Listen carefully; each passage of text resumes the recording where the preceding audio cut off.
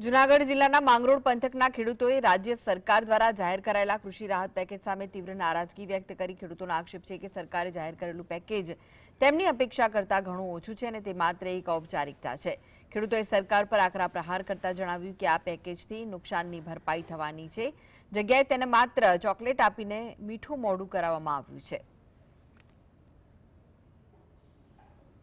जी हाँ, तो सरकारे जे खेडूतोने राहत पैकेज जाहिर कर्યું છે જે ખેડૂતોનો પાક છે। હું પ્રથમ આપને પાક જ બતાવવા માંગીશ કે જે આ પાક છે જે સદંતર સડી ગયો છે અને એમાં કંઈ રહ્યું નથી, ત્યારે સરકારે ખેડૂતોને જે ચોકલેટો આપી છે, કહી શકાય ચોકલેટો, કારણ કે આપણે છોકરું જો બાળક આપણું રોતું હોય તો આપણે એમને ચોકલેટ આપી અને છાનું રાખીએ, તે જ રીતે આજે ખેડૂતો સાથે થઈ રહ્યું છે। આપણી સાથે કેટલાક ખેડૂતો જોડાયેલા છે। શું કહેશો, આજે સરકારે રાહત પેકેજ જાહેર કર્યું છે?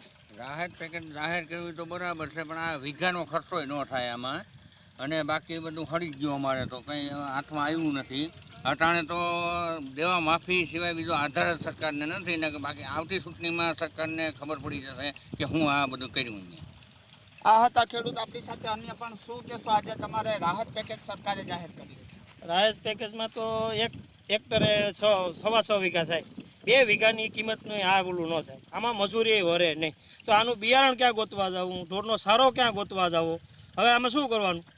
એટલે આ ચૂંટણીમાં તો સરકારને લગભગ જો સહાય આમાં પેકેજ અમારે જોતું નથી, અમારે દેણું માફ કરે એ જ જોતું। આ પેકેજે કંઈ થાય જ નહીં, અમારે 2 વીઘાનું ન થાય તો કેમ કરવું? આમાં અમારે 2 વીઘાનો ખર્ચો તમે ગણી લો, ખાતર પોતર બધી ગણી લો, તમે ખાલી ટોટલ મારીને કહી દો કે એક હેક્ટરમાં એટલો ખર્ચો આવે તો અમે લેવા તૈયાર છે।